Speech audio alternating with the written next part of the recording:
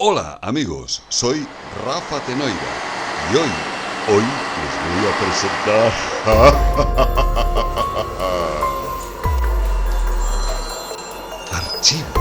archivos aterradores de la historia de España.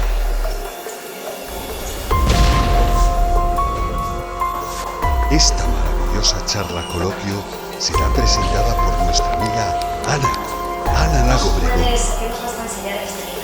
Que puede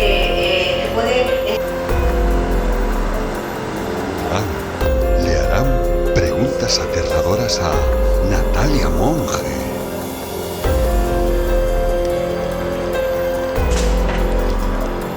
recortes de periódicos están basados en hechos reales, ¿no? ¿Cómo has llegado? Espera, esta chica, ¿tú venías de dónde? ¿Tú eras checoslovaca? ¿De dónde eras tú? Búlgara, ahí está.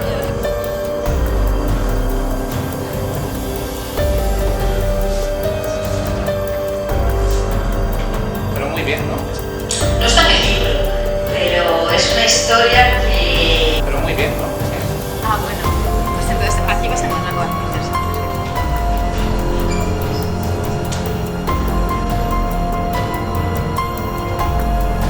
Hola a todos, bienvenidos un día más al Club Faro de Vigo.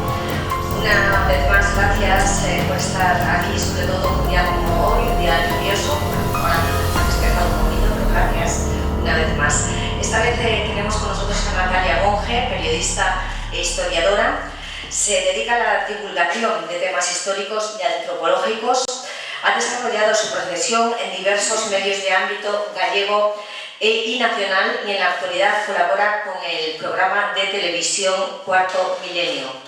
En su trayectoria profesional ha conseguido numerosos premios en el ámbito de la comunicación y la investigación desde el año 2007 hasta la actualidad.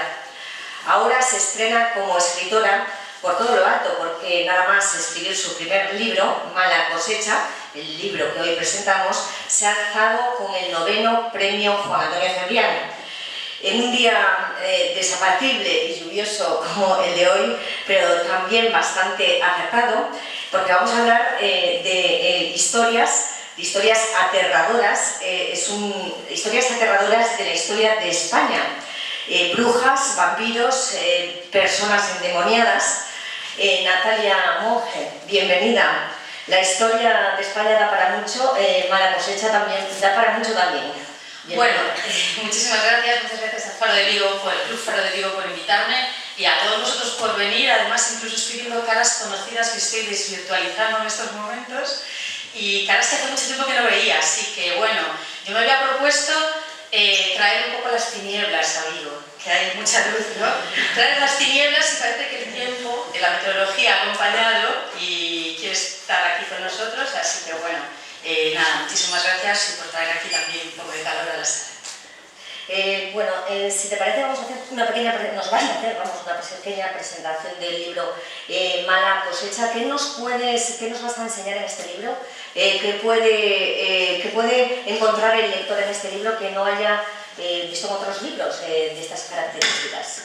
Yo, cuando se me ocurrió la idea de escribir este libro, me preguntaba ¿por qué está escrita la historia de los grandes personajes aterradores, pues no sé, los nobles más sanguinarios, de los reyes, ¿no? Todos conocemos pues la historia del duque de Alba tan sangrienta, ¿no? Pero claro, las personas de nuestro pasado, que vivían en sus comunidades, en sus aldeas, en sus villas, por mucho que oyesen hablar del duque de Alba sanguinario, que andaba asesinando a los holandeses, pues no le podían tener mucho miedo, porque lo tenían muy lejos, ¿no? Le tenían miedo, la gente, nuestros antepasados, le tenían miedo a la gente que tenía más cerca. ¿Y quiénes eran esos personajes? Eso era lo que me preguntaba y lo que quería desvelar. ¿Quiénes eran esos personajes cercanos que estaban dentro de las propias comunidades y que a lo largo de la historia pues, han movido las grandes corrientes de terror colectivo, los fanatismos, las persecuciones, y cómo se han generado sobre todo estos encuentros entre esos personajes aterradores y las personas que los tenían?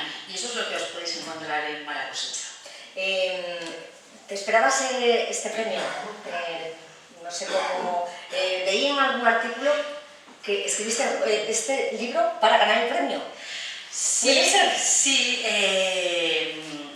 La verdad es que, bueno, creo que es lo mejor que le puede pasar, no se me ocurre mejor cosa que le puede pasar a una escritora que escribir su primer libro, casi ahí in extremis, enviarlo a un concurso y ganarlo además, ¿no? Entonces, bueno, estoy muy agradecida y muy contenta con el jurado y con el Ayuntamiento de Crevillent que patrocina este premio, pero sí que, pues, de las muchas ideas que me pusieron en la cabeza en el momento de ponerme a escribir, cuando vi que existía un premio de divulgación histórica, que no es nada habitual, hay muchos premios de poesía que organizan los ayuntamientos, etcétera, está muy bien, pero la divulgación histórica es así como, bueno, la hermana que nadie quiere tratar, ¿no?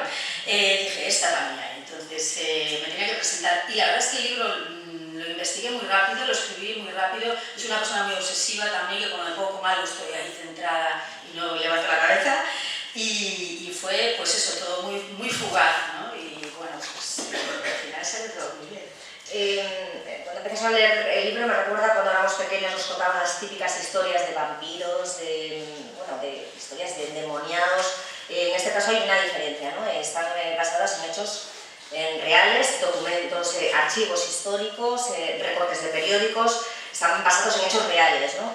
¿Cómo has llegado a estos archivos, ¿no? No es, pues, bueno, después hablaremos de algunos casos, ¿no? De vampiros, del Santa Mantecas, no sé si recordáis, ¿no? Sí, sí. Santa Mantecas. ¿Cómo llegas a estos archivos?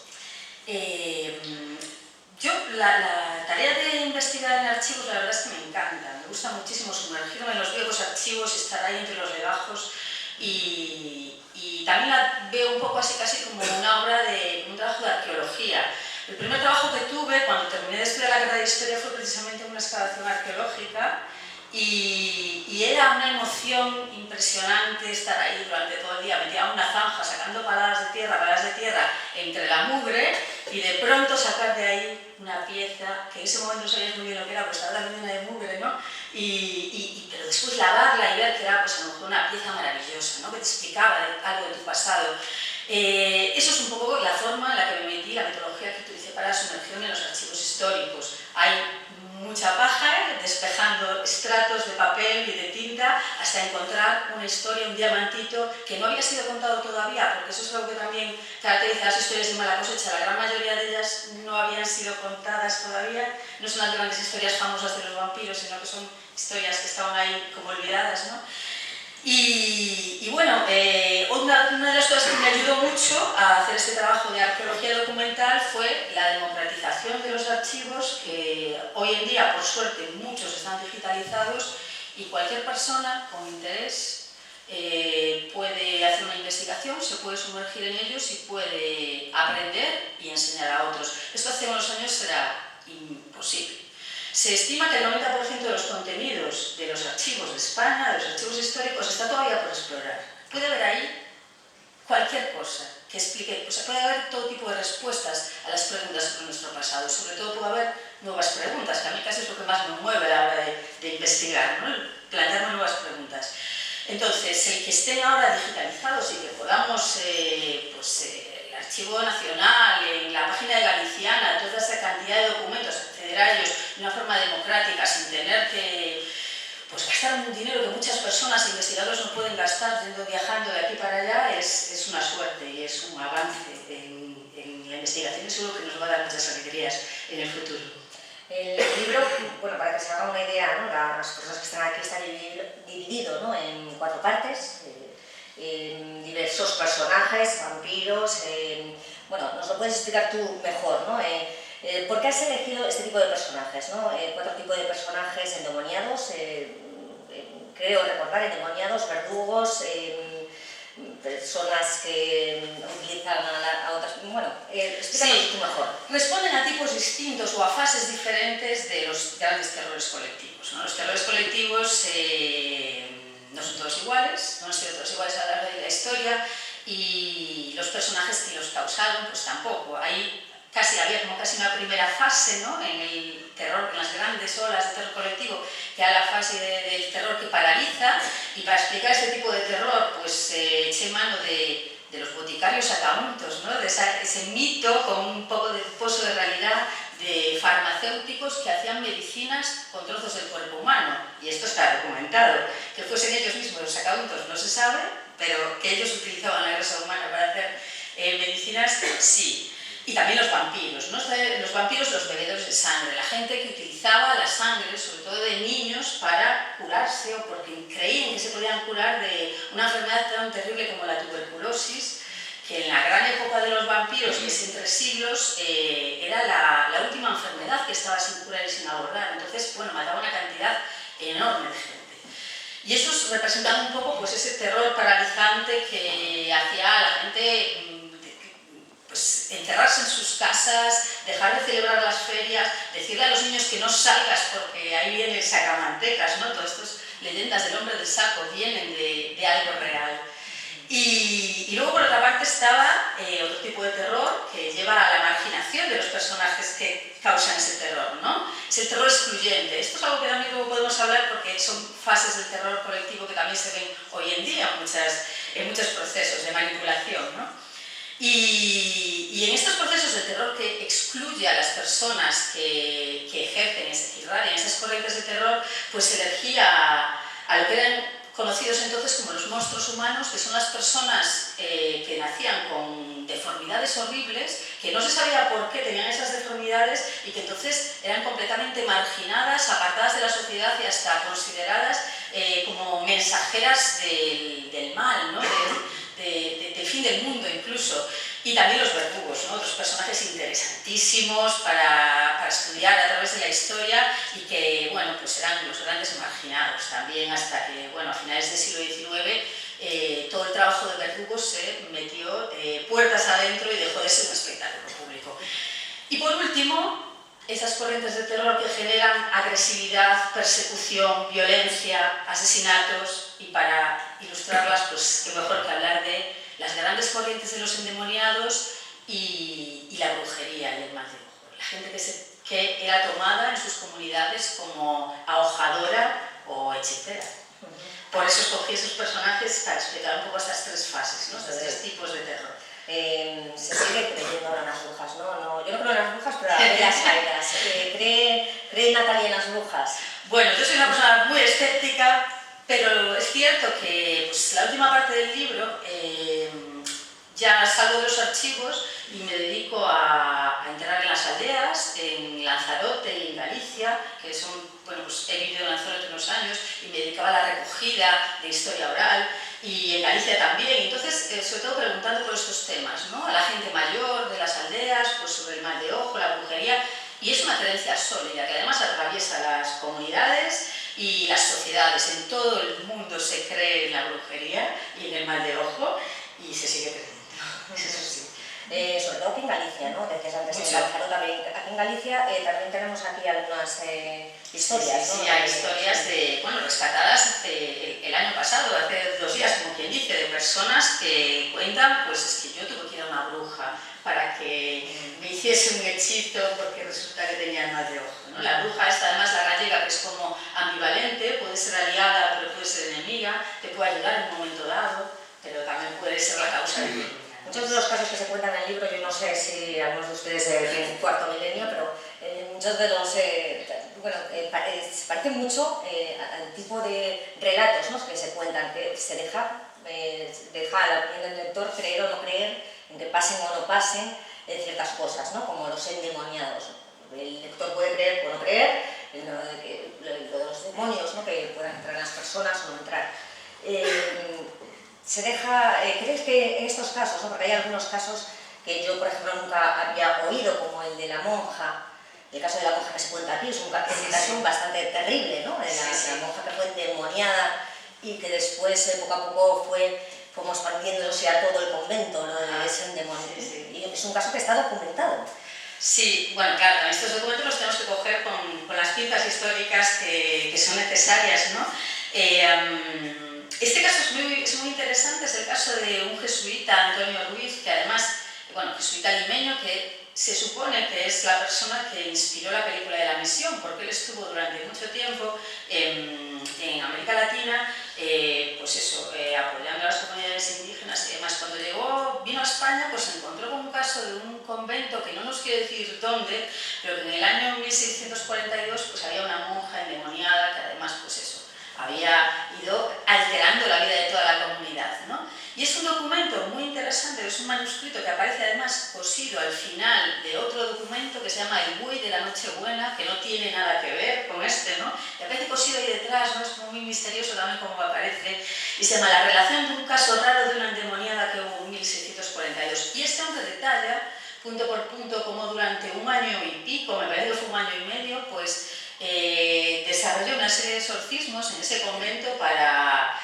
librar a una monja que estaba poseída de miles de, decía que a veces incluso en algún momento de miles de demonios. No estamos en la época, en el siglo XVII, la época de los prodigios, en que en España la mente era muy mágica y se creía que además el demonio estaba presente en todos los aspectos de la vida. Todas las personas tenían un demonio y un ángel de la guarda. Esta imagen típica del demonio y del ángel viene de ahí.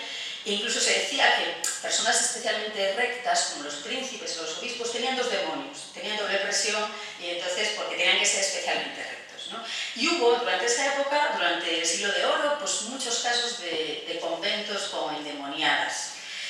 Claro, hay un montón de explicaciones sobre esto, sobre qué puede ser la presencia de las endemoniadas, por qué hay el 90% de los casos que se documentan son mujeres endemoniadas. Es que y no las hombres. brujas son mujeres, las endemoniadas son mujeres, o sea, estamos hablando siempre de las mujeres son las protagonistas, ¿no? de todas estas historias. Claro, por eso el análisis es muy interesante llevarlo un poco más allá, pero incluso, bueno, el padre Feijóo ya en su época decía que había más mujeres endemoniadas que hombres porque las mujeres estaban más sujetas a la disciplina, a la obligación de hacer las cosas en casa, etc. Y que así, diciendo que estaban endemoniadas, podían hacer lo que les daba la gana, ¿no? Entonces, claro, pues es una buena explicación. La verdad y lo cierto es que muy probablemente las transgresiones al modelo de género de la época eran explicadas como endemoniamientos, ¿no? En el caso de las mujeres. Y tenemos un caso muy interesante en el libro que habla de una mujer, María Tapia, en el año 1713 creo que es, que quiere divorciarse de su marido por los malos tratos de su marido y el hombre consigue que a la mujer le haga un exorcismo porque no puede ser lógico que se quiera divorciar, eso es que está endemoniada. Entonces empieza una persecución a la mujer durante años hasta que, bueno, pues por fin consigue el divorcio. Es un caso súper curioso y que nos habla también, pues esto, de cómo todos estos fenómenos extraños se explican también desde una perspectiva de género. Hay fenómenos extraños a veces, el libro deja entrever que todos esos fenómenos a veces no hay explicación de esos fenómenos, al final, bueno, pues deja entrever que cada uno puede creer, ¿no? Lo que decíamos, deja al lector que puedes creer o no, pero también que a veces esos fenómenos no existen, es todo una histeria colectiva, es los llamados bulos que hoy en día también pasa, ¿no? La histeria colectiva hace que determinadas cosas que pensamos que son así realmente no existen. Claro, el miedo es una herramienta súper útil para manipular a las personas. Lo fue a lo largo de la historia y lo sigue siendo hoy en día. Hoy en día estamos viendo cómo determinadas ideologías y partidos políticos utilizan el miedo para manipular y para lanzar sobre todo señalar chivos expiatorios para acusar a determinadas personas sobre los problemas de la sociedad, ¿no? Y desviar la atención sobre la responsabilidad de los problemas. Y esto lo veíamos también en el pasado, ¿no? Cuando se señalaba al monstruo, al personaje que nacía con deformidades como mensajero de la desgracia y culpable de las desgracias que sufría una sociedad que estaba en crisis, pues bueno, cabe pensar quién difundía esas ideas, ¿no? Yo es que hoy en día el análisis que hago es que se está haciendo lo mismo, por ejemplo, con los inmigrantes, ¿no? Hay quien señala a los inmigrantes como responsables de los problemas de la sociedad y no es más que un mecanismo muy conocido ya de chivo expiatorio para desviar las brujas, ¿no? Había brujas, cuando terminó la Inquisición ya no había Inquisición y se señalaban a determinadas mujeres que no eran brujas y decían, es una bruja para que se le matase. Son mecanismos de desvío y que utilizan determinadas personas con interés o grupos de poder con interés de manipular a las masas y sobre todo utilizando momentos de crisis, y ahora lo estamos viendo en un momento también de crisis económica, de polarización, de aumento de las desigualdades, pues bueno, se señala, ¿no? Y se generan estas luchas horizontales, porque en realidad la señora que creían que era bruja pues era igual de pobre que vivía al lado, tenía los mismos problemas, y si se unen, son más poderosos contra el que manda. Entonces, sí, es el mismo proceso que vemos hoy en día, ¿no? Pues generar luchas horizontales, divide y vencerás, y señalar y desviar la atención pues señalando chivos expiatorios que no son los responsables de los problemas en realidad.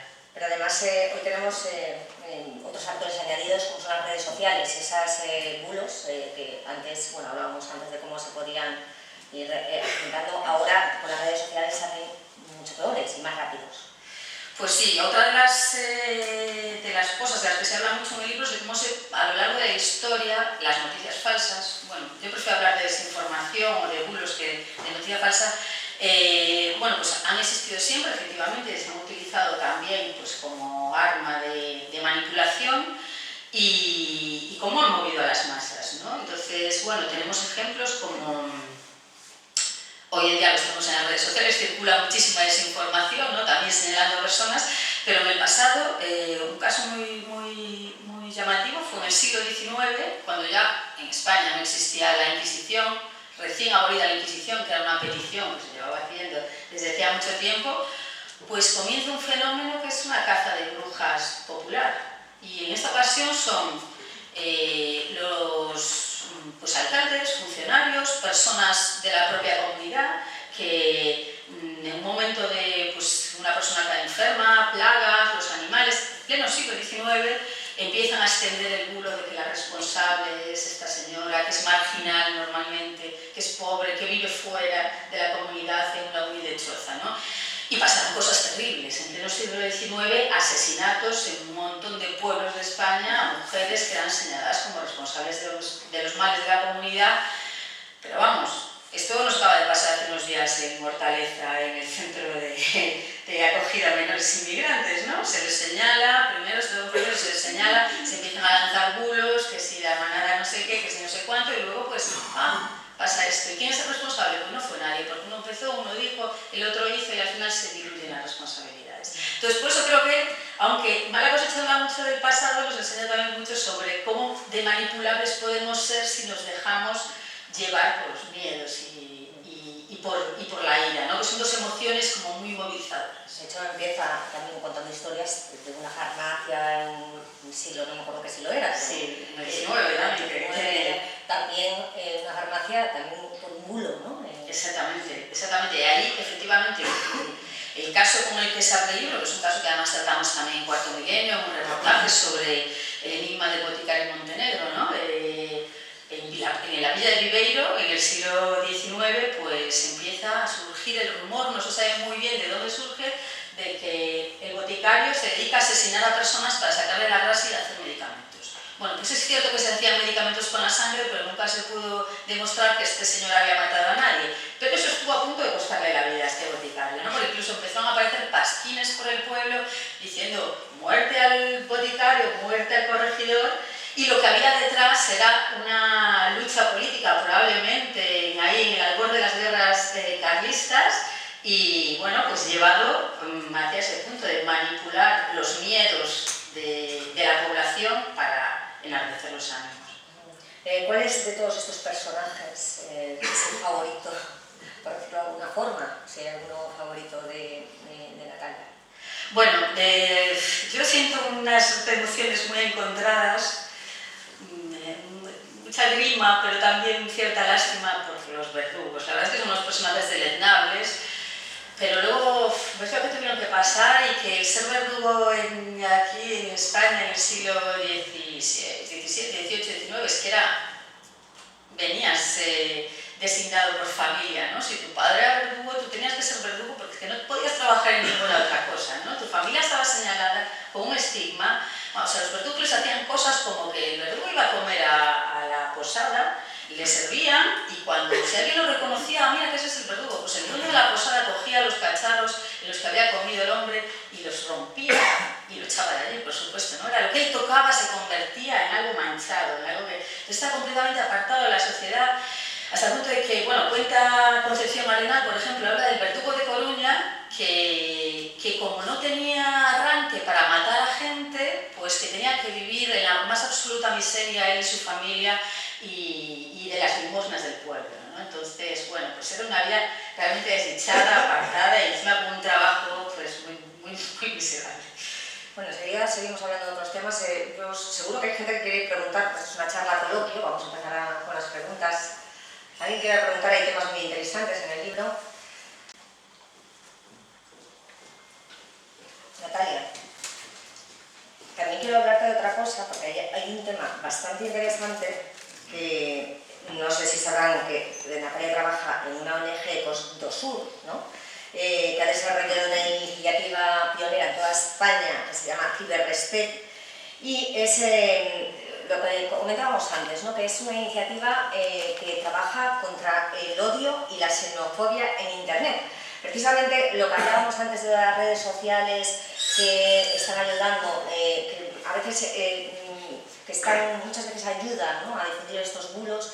Precisamente con estas iniciativas se quiere evitar esto, ¿no?, que este tipo de bulos se difundan a través de las redes. Sí, bueno, nosotros en la ONG hace ya unos años nos dimos cuenta de cómo las redes sociales estaban llenando de lo que llamamos discurso de odio, ¿no? Ese discurso agresivo contra colectivos que además históricamente han visto vulnerados sus derechos, y empezamos a investigar, y sí que pues, algo que hemos comprobado es que las redes sociales están llenas de mercenarios, bueno, bots eso de menos, pero también estos bots, estos robots que difunden información, ¿no?, cuentas pagadas, y de personajes, bueno, más o menos siniestros que se dedican a generar pues esta información falsa. Y claro, las redes sociales tienen unas características, son maravillosas para los activistas de todo el mundo a la hora de difundir las causas, etcétera, pero tienen también un reverso un poco tenebroso, que es las posibilidades que ofrece pues el anonimato, la viralización, la permanencia de los contenidos, la itinerancia de los contenidos entre una red social y otra. Y esto es lo que hace que las mentiras se difundan exponencialmente. Hoy en día la desinformación es un problema, los periodistas estamos todos muy preocupados por la desinformación, es un problema reconocido en todo el mundo, y bueno, lo decimos siempre, ¿no?, como en la época de la información, que tenemos más acceso que nunca, pues estamos más desinformados que nunca. Es así, que estamos, o sea, es mucho más fácil desinformar ahora, aunque parezca imposible, que hace un siglo probablemente. Un exceso de información también, ¿no? Sí, pero también hay mucho, pues yo qué sé, las redes sociales están llenas de páginas con apariencia de medio de comunicación, pero que no son medios de comunicación, que están creadas solamente para desinformar, sobre todo en temas de feminismo, de islam y de inmigración, son los tres temas top del discurso de odio y de la desinformación y de los bulos en las redes sociales, ¿no? Entonces, todo eso hay que cogerlo con pinzas cuando nos encontremos con una noticia muy indignante, porque son los mismos mecanismos que se utilizan aquí. O sea, cuestiones, bulos que generan una reacción muy automática de indignación y que dices, comparto. Probablemente ahí hay que pensarlo porque haya algo extraño detrás. Enseguida se puede escribir cosas, volviendo a los temas de libros. En algún momento se habla de pactos con el diablo, cuando hablamos de personas endemoniadas, y como de ese tema se habla poco, pero también hablas, ¿no?, de cómo muchas personas hacen pactos con el diablo. Aquí hemos oído hablar mucho como personas famosas han hecho pactos con el diablo. Se ha oído, cuando hablamos de que se pueden llegar a decir cosas de ciertos personajes que hacen pactos con el diablo para mí ya es seguro, ¿no? Hay otros famosos que se han dicho, a veces hacen cosas un poco sin saber, ¿no?, pero se han dicho. Aquí también se ha hablado de determinadas personas que se decía que hacían pactos con el diablo a la hora de beber sangre de niños, o algunos reyes, ¿no?, que decían que bebían sangre de niños para hacer pactos para tener la eterna juventud. Esos bulos siguen apareciendo a veces en determinados medios y se dicen. Sí, y luego, bueno, pues luego también hay personas que explotan los miedos y los bulos para sacar provecho, ¿no? Y esto se ve también pues en el pasado. En el libro se habla de... En este caso creo que no se habla, es que dejé un montón de temas que no me cabía. No hablas en algunas, ya dejas en algunas partes del libro que se ha hecho a lo largo de la historia, y ahora me recuerda a algunas historias que han salido en prensa, ¿no? Sí, pero por ejemplo, un tema del que sí que se habla en el libro es de mujeres. Estas mujeres que se decía que eran brujas porque vivían, además, eran muy pobres, que vivían en la marginalidad de las comunidades y que no encontraban otro modo de vida que realmente recrear y hacer creer a sus vecinos que efectivamente eran brujas y tener a sus vecinos en un estado de miedo muy peligroso, claro, porque el miedo o es paralizante o, como hablamos antes, puede despertar el instinto de agredir, ¿no? Entonces sí que vemos casos de estas agresiones que se han dado a mujeres consideradas brujas muchas veces. Ellas eran las que defendían ante la comunidad que eran brujas y que tenían poderes y que por eso le tenían que pagar una especie de impuesto revolucionario para no matar tus gallinas, para no matar a tu hijo, etc., ¿no? Entonces, ellas alimentaban esta idea del pacto con el diablo. Y uno de los casos que quedaron fuera del libro, que sale, bueno, está en los archivos de la Inquisición de Galicia, precisamente hablaba de estas mujeres que decían que habían visto al diablo y que habían tenido trato carnal con el diablo, el pacto carnal con el diablo, ¿no? Y que luego incluso los propios inquisidores al investigar decían, esto no era ningún diablo, era probablemente un hombre de la aldea que se disfrazaba y que le hacía creer a esta mujer, que a lo mejor era una niña de 12, 13 años, le hacía creer que era el diablo para tenerla sometida, ¿no? Y acrecentar el miedo y la sumisión. Entonces, bueno, pues este pacto con el diablo muchas veces pues, es una herramienta para conseguir provecho. Sí, pero tienes constancia de que se habla muchas veces de esos pactos con el diablo, que no solo mujeres y hombres hacen una especie de conjuros para esos pactos. Sí, bueno, y las sectas satánicas y todo esto, ¿no? No sé si has investigado o has oído hablar en esos archivos también de estas... Claro, en los archivos aparece constantemente, ¿no? Sobre todo cualquier documento histórico que esté escrito pues, o por los responsables de la Inquisición o por jesuitas como Antonio Ruiz, frailes como Francisco Blasco, el que también se habla, el párroco de Tramacastilla, que tuvo que enfrentar la gran epidemia de los endemoniados de 1639, pues ellos no dejan de hablar de pacto con el diablo, ¿no? Claro, el hombre Francisco Blasco, que era el párroco de una aldea de Aragón, de un pueblo con 200 habitantes y que un día se encuentra con que todo el pueblo está endemoniado, el hombre es que no sabía por dónde salir, ¿no? O sea, ¿qué pasa aquí? O sea, yo que soy el guardián del rebaño, ¿qué ha pasado con el rebaño? Y él busca todas las explicaciones posibles y encuentra una serie de figuritas en las camas de las personas que estaban supuestamente endemoniadas. Parece que eran amuletos, pero él los identificó como objetos que hablaban del pacto con el diablo.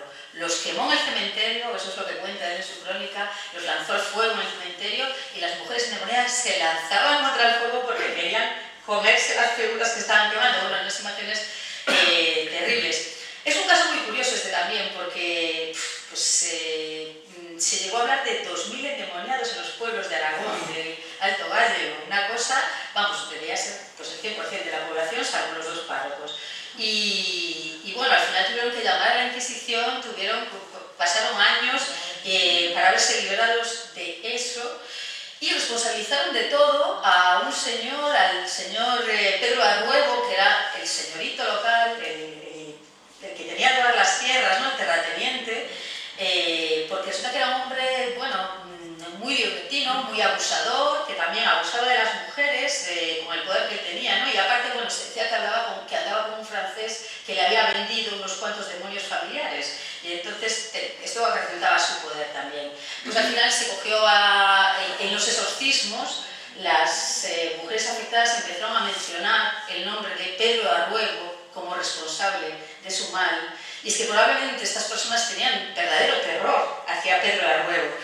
Y lo prendieron, lo juzgaron y lo condenaron a 200 azotes y 8 años en galeras, que parece pena menor, pero 8 años en galeras era igual a morirse. Nadie lo soportaba. Lo que pasa es que luego, años después, alguien dijo, estamos en pleno siglo XVII, que este hombre, cuando todavía no se habían cumplido los famosos 8 años, había sido visto por Madrid, vivito y coleando y sin ningún problema, o sea que se libró de alguna manera, que no sabemos cómo. Ya sabéis que si tenéis alguna pregunta, yo tengo muchas, pero si queréis, os doy paso. Ahí tenemos una pregunta. No tiene nada que ver con este tema, pero... Sí, pero bueno. ¿Se habrá hecho algún experimento en España? Espera, que te pasan el micrófono. ¿Se habrá hecho algún experimento en España modificando la ADN humano para hacer un superhumano o algo así? mira, en España no sé, pero que están haciendo... Yo, esto es una opinión personal, yo sí creo que se están haciendo probablemente experimentos con células madre y todo esto, por muy prohibido que esté, y clonación, pero es una opinión personal completamente basada en la ignorancia. O sea, que no tengo ni idea. No sé si España maneja la tecnología, si se puede estar haciendo aquí o no, pero bueno, es un tema súper interesante también de conspiración, ¿no? que se podría investigar. No sé si es un tema que habéis tratado a veces en cuarto milenio. No lo sé, yo no. Yo la verdad es que, claro, me centro mucho en temas de historia. Porque ella es antropóloga. Claro, y me centro más en temas de historia. No tengo tan cuidado así el tema de la ciencia, pero bueno, pues fíjate tú, yo creo que hace unos años había sido alguna noticia, que a lo mejor también era fake, no sabemos, de, no sé si era en China o algo así, que habían clonado un ser humano, ¿no? Algo que teóricamente, según la bioética y todo esto, está completamente prohibido, pero bueno, pues yo... No sé qué opináis vosotros por ahí. ¿Esto lo están haciendo o qué? ¿Qué crees? Bueno, ¿más preguntas? Una pregunta sobre el vampirismo que yo te había hablado, te había visto cuando estuviste con Iker Jiménez hace unos meses. Muchas gracias. Te comento simplemente los conocimientos que puedas tener sobre el vampirismo, porque realmente es un estigma social el que tiene marcado. Y yo, de hecho, soy amigo de un gran conocido, el famoso vampiro de Pontevedra. Claro, soy un amigo de él. Y claro, el estigma, él me ha contado un poquito lo que nos estás narrando desde la base de la Inquisición, eso, desde que se formó la Inquisición, tiempos reyes católicos y todo esto. ¿Qué nos puedes hablar? Porque aquel día, cuando hablasteis, estaba también incluso alguien que es un poquito negativo hablando de esto, que lo digo el nombre, y que al final queda un poquito en el aire sobre el vampirismo, lo que puedas comentarme. Bueno, habrá que, de hecho, creo que hoy hay un programa nuevo en TVE que habla sobre los grandes mitos de los vampiros, los hombres lobo y demás. Lo ponen esta noche, pues si lo queréis ver, porque creo que es muy interesante desde el punto de vista científico. Pero en España las tradiciones de los chupadores de sangre, los primeros chupadores de sangre no fueron los vampiros en España, fueron las brujas. Y a todos los gallegos nos suena el tema de la amiga chuchona, ¿no? Eran las brujas. Y los archivos de la Inquisición en Galicia están llenos de señoras que eran acusadas de que iban de noche, chupaban a los niños, los dejaban exangües y muertos y luego se iban por ahí, ¿no? Incluso les gustaban más los que estaban recién bautizados porque tenían el aceite de los santos óleos que parece ser que estaba muy rico.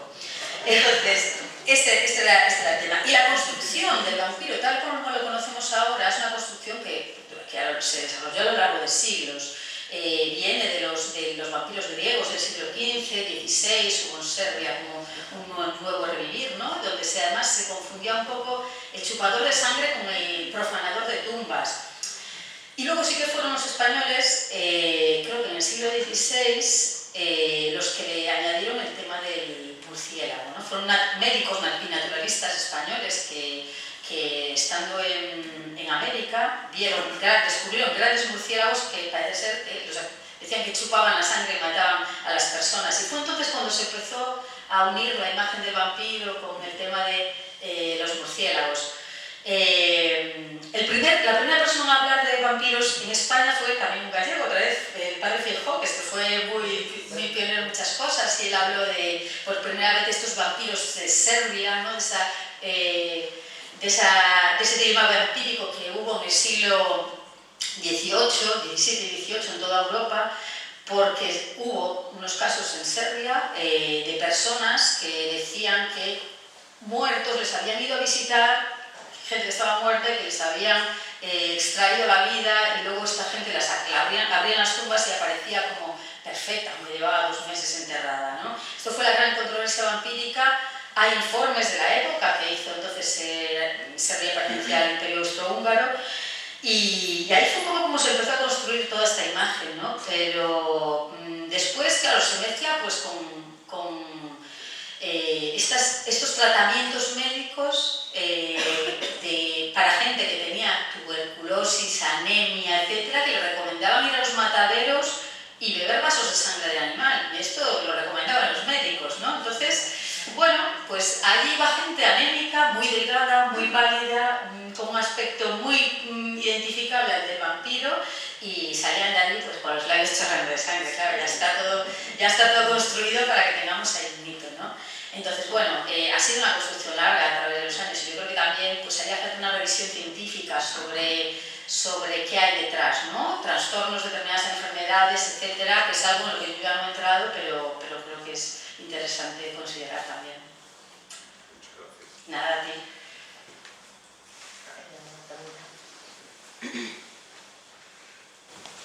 Hola, buenas. Hola. ¿Funciona? Sí, sí. ¿Me puedes decirlo bien? Sí. Sobre el tema de los moscos, que bueno, nos habían comentado también en el programa, nos habían leído. Quería preguntarte si, aparte de los niños que eran usados como moscos por malformaciones de nacimiento, si también existían otros que tenían malformaciones provocadas por gente, por ejemplo, como los famosos comprachicos que hablaba el Víctor Hugo en sus novelas. Si aquí en España también había eso. Claro, esto nos suena efectivamente, ¿no? A Víctor Hugo, a Dickens, a toda esta novelesca, pero aquí también los hubo. Hubo desde la picaresca más inocente, que incluso lo vemos en el Lazarillo de Tormes, cuando el propio Lazarillo se medio disfraza de un hombre pez para ir por las ferias y demás. La vida que les quedaba a los monstruos era vivir miserablemente de feria en feria, dejándose tocar, hasta pellizcar y golpear a cambio de unos maravedíes miserables, ¿no? Pero luego sí que se hablan, y hay documentos que hablan de personas sin ningún prejuicio a la hora de raptar niños y causarles unas heridas y unos daños tan grandes como pues, para que tuviesen aspecto después de seres deformes y explotarlos de feria en feria. Esto, no tengo ahora el nombre, bueno, está en el libro, pero hay una investigadora que en España es la persona que más ha investigado sobre el tema de los monstruos. Se apellida de Flor, ahora mismo, bueno, no sé, tengo el nombre por aquí, luego si lo encuentro. Y ella rescató unos cuantos documentos en los que se habla, pues esto, de niños secuestrados para causarles daños y explotarlos en las ferias.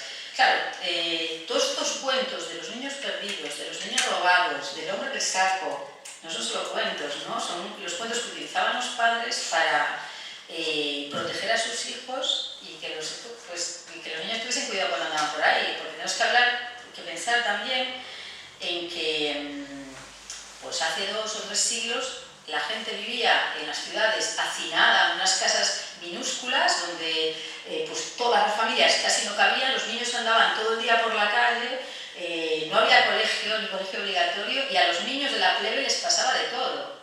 Los casos que se recogen, por ejemplo, de niños vampirizados, y hay uno muy interesante por aquí cerca, en La Volada, en el año 1925, pues nos hablan de un niño de 19 meses que estaba andando solo por la aldea, jugando con otros niños, porque es que andaban solos fuera de casa, ¿no? Y normalmente eran los hijos de los pobres, hay una cuestión de clase, aquí está claro, los hijos de la plebe los que sufrían, o se entendía que eran secuestrados para robarles las grasas, para asesinarlos y quitarles la sangre. Este caso de Abolada, pues está demostrado, se ha investigado, hubo un juicio, etc.